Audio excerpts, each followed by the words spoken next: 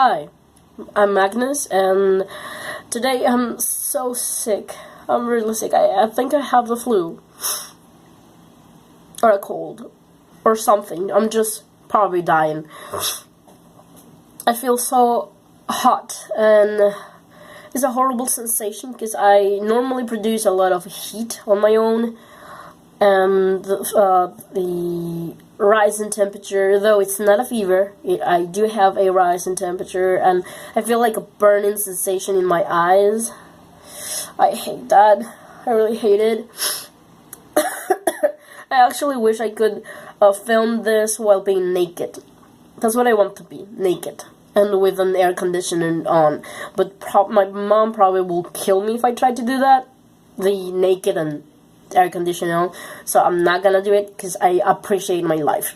Even if it's as sick as I am right now. I'm sorry if I'm going to be like making a lot of noise with my nose. Again, I'm sick. I thought about not making a video, but the truth is I have been so long without videos that I cannot take this time to not do some. So, because I don't have time to investigate and really produce something educational, I'm going to do something a little bit more simpler, and give you a sneak peek of what was my life in Guatemala versus the life in Peru. Now, it's not a competition. Both countries are amazing. I am Peruvian by birth. I was born in Peru, and Peru is awesome. But I lived in Guatemala for 15-16 years, so I adore Guatemala. It's a beautiful country. I think it's an awesome country. So I cannot really go comparing them. Next is, as I said, I lived there. I traveled there when I was like 7 or 8 years old because of my father's work. And I stayed there, so I passed the rest of my primary school, secondary school, high school, and even went into some college, some university. I worked. I started on the workforce there, so it was quite good. Okay, next. Where is Guatemala? Well, for those of you who doesn't know, Peru is in South America. It's quite low on the graphics, next to Chile, and I think Brazil, or maybe I'm confusing myself. I don't have a very good geography in my mind. Guatemala, on the other hand, is in Central America.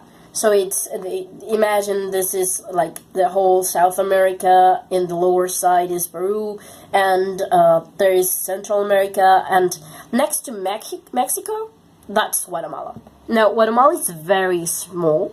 It's a small country. I actually didn't know about Guatemala until I went there.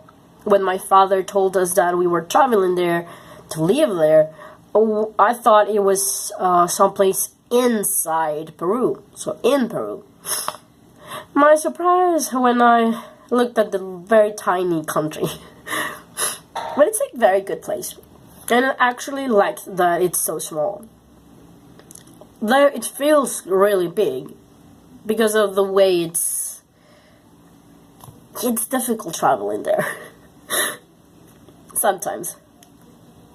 So the same that we have the Incas, like Machu Picchu and all those places, they have the Mayas. The Mayan people were very. They were the original people of Guatemala, and they had some pyramids, like Machu Picchu. They have Petén Flores, the Gantical. It's I'm not mentioning this on the Spanish version of this video. You got it. It's in Star Wars. I think it's the first one or the second film, A New Hope, I think. I'm not sure. You can see the tops of the Gantical pyramids. It's part of the film where the rebel base is based. It's pretty cool. So I haven't gone to Machu Picchu or any kind of place here of the Incas or anything, but I have visited some Mayan. They are pretty cool. They are made of rocks, like most of them, and I'm going to be sneezing. One moment. I swear to you, I feel like my eyes are swelled 3 times their size. So, the pyramids. When I went there, it was like a maze. It was easy to get lost there. The teachers actually told us to be careful about that. They didn't want any missing children. And I noticed as well that the Mayan people were very short. Like, their feet were half of my feet. And this is my feet. They were like this size. So whenever you stepped on a staircase, or not staircase, but step of the pyramid, your feet will go like this. You will, like, pointing the point of the tip of your toes. I didn't care when climbing up, but it was such a hard thing climbing down. Because I felt like I was going to fall. I was looking at the floor and feeling like, oh my god, I'm going to die. A lot of adrenaline, I have to say. Don't go up if you are afraid of heights. Bad idea. Next. Mayan people are pretty cool because they had a written language which Incas didn't have, and they also had a amazing knowledge of astronomy. People actually don't know how is that they knew so much about stars and planets and all when they didn't have the telescopes or anything to look at the stars in an in-depth way. It was interesting. I don't really know how they did it, but they did it. They're amazing. As always, I have the notes here. Now, language. The biggest barrier when I went there was the language, because even though they speak Spanish, they have many words that are not the same. And I think that I went there for school. I was for 4th grade, so it was interesting. A marker, like this. In Peru, we call it plumón. Plumón. And for them, it's marcador. Basically a marker, but in Spanish, so marcador.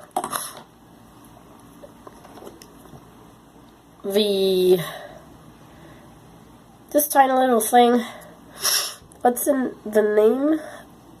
Oh, my brain is not functioning that well. It's used to get the points of your color pencils or pencils. Pencil sharpener, that's the word, pencil sharpener. So the pencil sharpener in Peruvian is tajador, but in Guatemala is sacapuntas. And I don't remember this word in English, but it looks like this, like a stapler. But instead of putting staples, it bites into the paper and leaves holes on it. Used normally to put it on a filed folder or something. So in Peru, you call that a perforador. But in Guatemala, you call it sacabocados. These ones. The fine liners. that have, like the name says, a very fine tip for the ink. I think here is rotulador. I'm not sure. I have a lot of problems with language. Oh God. And in Guatemala is punto fino. So when I went to the library, to a store to buy some of these ones, when I was in art school, I will ask for a punto fino, and they wouldn't know what I was talking about. Annoying situation. Also, places like the bathroom, they have, imagine that for you, bathroom is the shower and restroom is the toilet. That's a basic situation I had in Guatemala, because here you say bathroom, which is baño, and they understand that you're meaning either a toilet or a place with a shower and a toilet. But in Guatemala, if you said baño, bathroom, they will understand a shower or a tub. While if you say sanitario, which we are going to say it's restroom, they will understand the toilet. So when I was in a shopping mall, and I will ask for a baño, they will be like, why is she asking for a shower? Problems. Also, the wastebasket is tacho in Peruvian, and is basurero in Guatemala. The sweaters, we call it chompa, they call it chumpa. The jackets, like this one, that has a thing. I don't remember how to call this thing. You go up to close it. In Peru, it's called casaca, but you cannot use it in Guatemala because for them, casaca means lies. So a liar is a casaquero. So imagine my little self saying, "Ponte la casaca." So put on a casaca. Everyone was laughing their ass off at me. Believe it, not with me, because I didn't understand what was happening. It took me a little bit of a time to notice that I had used the wrong word. I'm sorry, I'm dying. I swear I'm dying. So, it was a little bit difficult. Wait a moment, I'm going to sneeze. I swear I'm going to sneeze. I'm back. Still alive. So there were many things that I didn't understand about the language there. But also, oh God. Oh, sorry. Things that I couldn't understand when I moved back here. Because those words I have grown used to. So,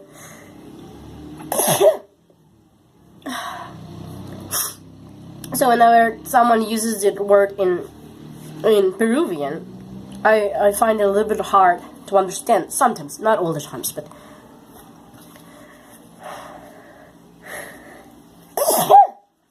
God. I'm going to try to speed this up because I don't want you listening to me sneezing and dying. I don't want to be sneezing and dying on camera. Another thing that we couldn't use, but it was mostly my mom, is the word casero, casera. In Peru, the person that sells you goods like apples, spaghetti, meat, anything, either in a store or in a in a market, in a little market, it's your casero or casera. Casero for males, casera for females. But in Guatemala, casero, casera means your lover. The one you're using to two-time your husband or boyfriend or something. So that's not a good thing to be telling another person.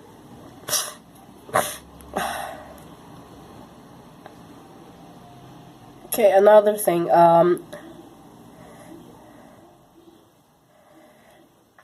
Another word is coger. Coger for Peruvians is grabbing something. So when you say, I want to grab this, or I'm going to grab this, you say, voy a coger esto, quiero coger esto. But in Guatemala, they will totally misunderstand that phrase. Because coger means having sex. Or sexual relationships, or sexual act. So it was quite funny that I will say, oh, voy a coger el lápiz. And my friend was like, no, you are not doing it. You don't do it. You grab something. You just grab something. It was very funny. It was hilarious. Because I knew why. I just couldn't help using that word.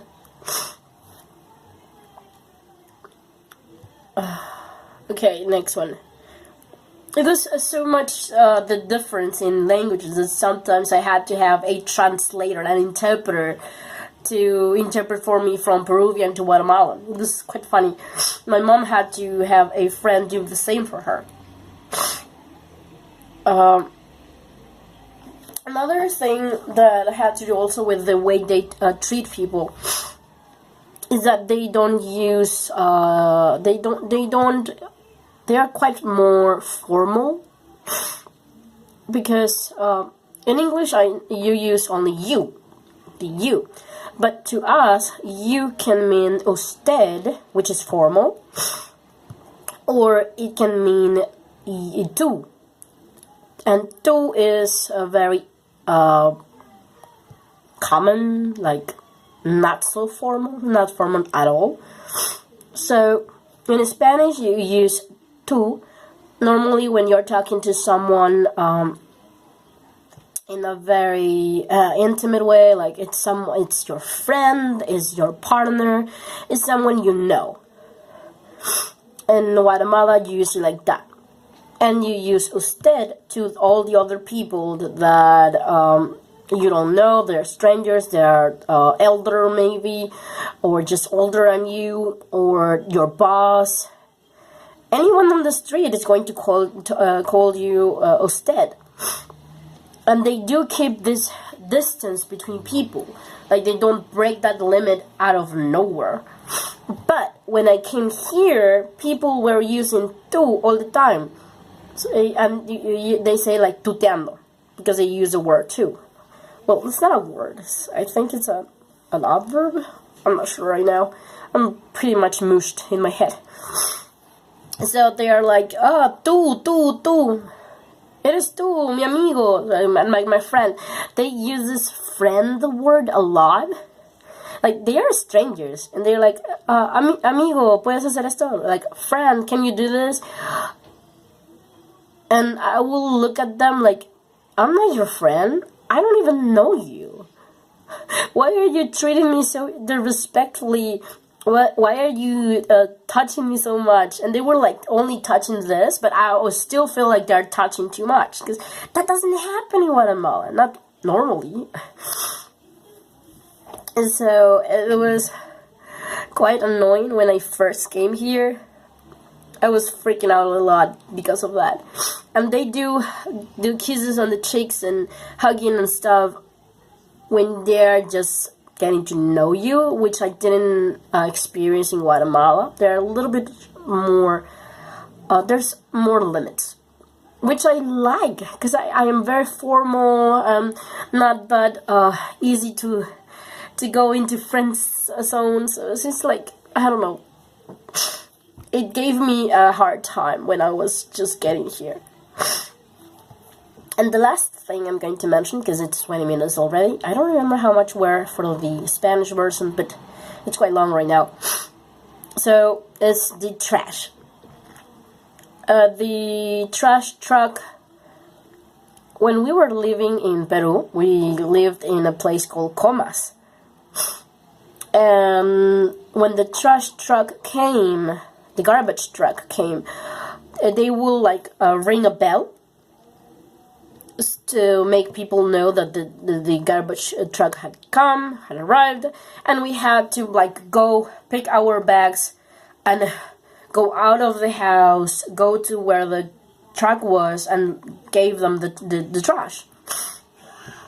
But when we traveled to Guatemala, and we were just freshly started living there, we had a home, we heard the bell, and my mom was like, the garbage truck, and we all crazy, my mom and my siblings, we were like running with the garbage bags in our hands. We had a lot of garbage, I think, because of the new moving we had. It was a new house. There were a lot of things that we were throwing away.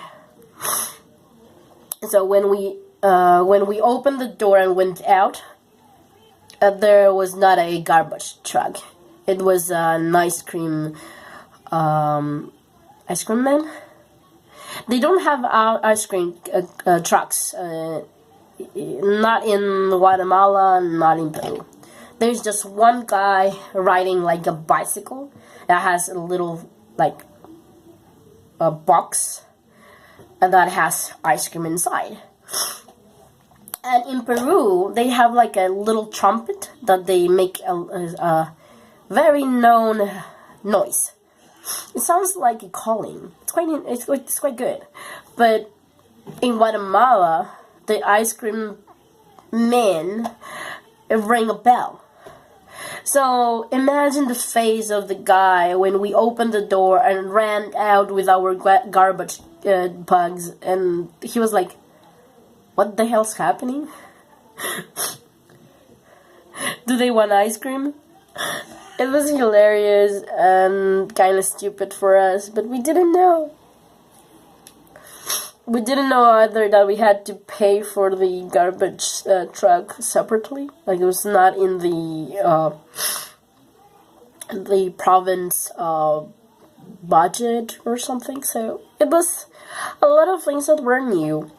But Guatemala is a very nice country. It's very cute. Right now, shamefully, it's been hurt by a lot of drug dealings and the cartels that are, because it's in the border of Mexico, so it's in the way to United States, and they have their gangsters. They are called Maras, La Mara Salvatrucha, La Mara 18. They're very bad people. They're quite bad. They hurt my fellow Guatemalans. It's sad. But still, the country is a beautiful place to go tourist a little bit. They have so much things. It's just so beautiful. So if you can, go and visit it. Couple days, you're going to love it. Really love it. Again, talk about it in another video maybe, because there's a lot to talk about that place and why I want to return there and not really live here, because I have mentioned so many times, I think that I hate summer, I hate heat, I need my rain and my cold, and I really need it. So, okay, I'm done, and I'm dead, so see you later. Bye.